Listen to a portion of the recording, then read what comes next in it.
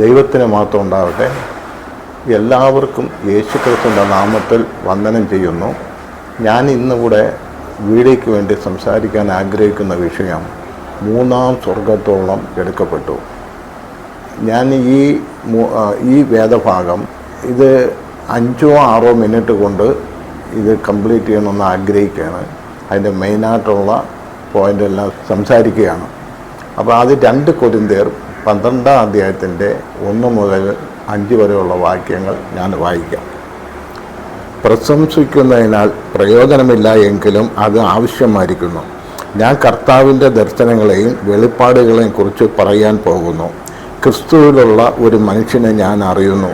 അവൻ 14 സംവത്സരം മുമ്പേ മൂന്നാം സ്വർഗത്തോളം എടുക്കപ്പെട്ടു. ശരീരത്തോടു കൂടെയോ എന്ന് ഞാൻ അറിയുന്നില്ല, ശരീരം കൂടാതെയോ എന്നും അറിയുന്നില്ല, ദൈവം അറിയുന്നു. ആ മനുഷ്യൻ പറുദീസയോളം എടുക്കപ്പെട്ടു. ശരീരത്തോടു കൂടിയോ ശരീരം കൂടാതെയോ എന്ന് ഞാൻ അറിയുന്നില്ല, ദൈവം അറിയുന്നു. മനുഷ്യന് ഉച്ചരിപ്പാൻ പാടില്ലാത്തതും പറഞ്ഞുകൂടാത്തതുമായ വാക്കുകളെ ഞാൻ കേട്ടു. ഇവിടെ ഒരു മനുഷ്യൻ മൂന്നാം സ്വർഗത്തോളം എടുക്കപ്പെട്ടു. ആരെയാകുന്നു എടുക്കപ്പെട്ടത്? എവിടെയാണ് മൂന്നാം സ്വർഗം? അപ്പോൾ 1ഉം 2ഉം സ്വർഗം എവിടെയാണ്?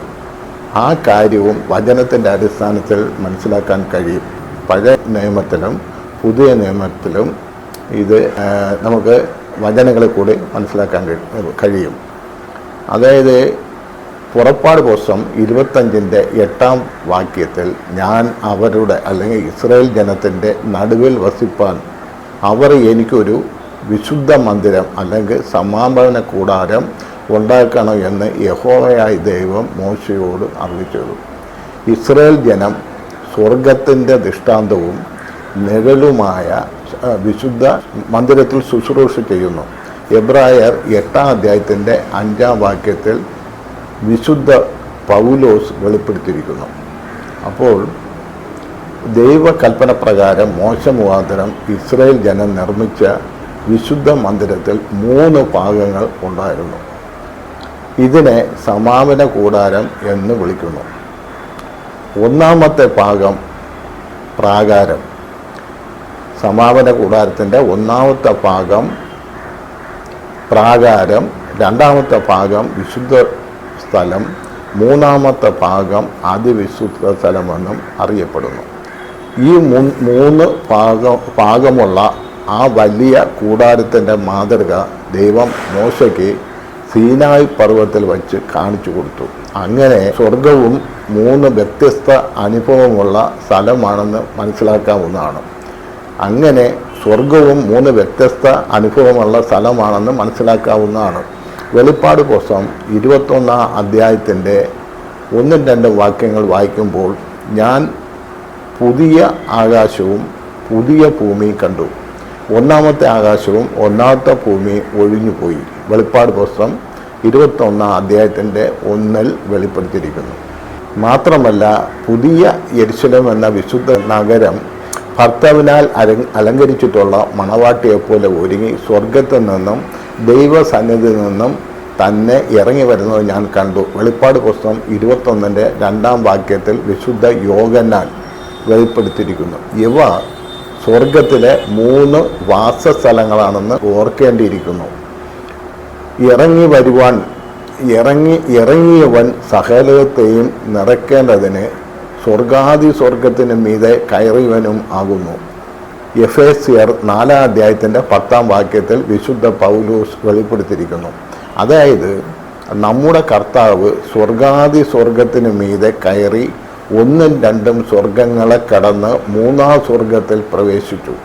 ഇവിടെ പിതാവിൻ്റെ വലത്തുഭാഗത്ത് ഇപ്പോഴും ഇരുന്ന് ഈ സമാപന കൂടാരം സ്വർഗത്തിൻ്റെ നിഴലും ദൃഷ്ടാന്തവും ആയിരിക്കുന്നു. എബ്രായർ ലേഖനം 8-ാം അധ്യായത്തിൻ്റെ 5-ാം വാക്യത്തിൽ സമാപന കൂടാരം എന്നതിനെ വിശുദ്ധനായ ദൈവവും വിശുദ്ധീകരിക്കപ്പെട്ട മനുഷ്യനും സന്ധിക്കുന്ന അല്ലെങ്കിൽ കൂടിക്കാണാവുന്ന സ്ഥലം എന്ന് അർത്ഥമാക്കാം. സമാപന കൂടാരത്തിന് 3 ഭാഗങ്ങളുണ്ട്. 1-ാമത്തേത് പ്രാകാരം. ഇതിൽ ഇസ്രായേലിയർ ഏറ്റവർക്ക് മാത്രമേ പ്രവേശനമുണ്ടായിരുന്നുള്ളൂ. രണ്ടാമത്തെ ഭാഗം വിശുദ്ധ സ്ഥലം, അതിന് മുൻകൂടാരം എന്നും പറയും. പുരോഹിതന്മാർ നിത്യവും ശുശ്രൂഷ കഴിച്ചു പോന്നു. മൂന്നാമത്തെ ഭാഗം അതിവിശുദ്ധ സ്ഥലം. അവിടെ ആണ്ടിലൊരിക്കൽ മഹാപുരോഹിതൻ മാത്രം പ്രവേശിച്ച് ശുശ്രൂഷ നടത്തുന്നു. ലേവ്യ പുസ്തകം 16 അധ്യായത്തിൻ്റെ 34 എബ്രായർ ലേഖനത്തിൻ്റെ 9-7 വാക്യങ്ങൾ വെളിപ്പെടുത്തിയിരിക്കുന്നു. അതിവിശുദ്ധ സ്ഥലത്തുള്ള നിയമപെട്ടകത്തിന് മീതെയുള്ള കൃപാസനത്തിൽ മേലുള്ള കെരുവുകളുടെ നടുവിൽ നിന്ന് ദൈവം ഇസ്രായേൽ മക്കളോട് കൽപ്പിക്കാനുള്ളതൊക്കെയും അരുളി ചെയ്യും. പുറപ്പാട് പുസ്തകം 25 അധ്യായത്തിൻ്റെ 22 വാക്യത്തിൽ ഞാൻ മുമ്പ് പറഞ്ഞതുപോലെ സമാപന കൂടാരം സ്വർഗത്തിൻ്റെ നിഴലും ദൃഷ്ടാന്തവുമായിരിക്കുന്നു. എബ്രായർ 8 അധ്യായത്തിൻ്റെ 5 വാക്യത്തിൽ.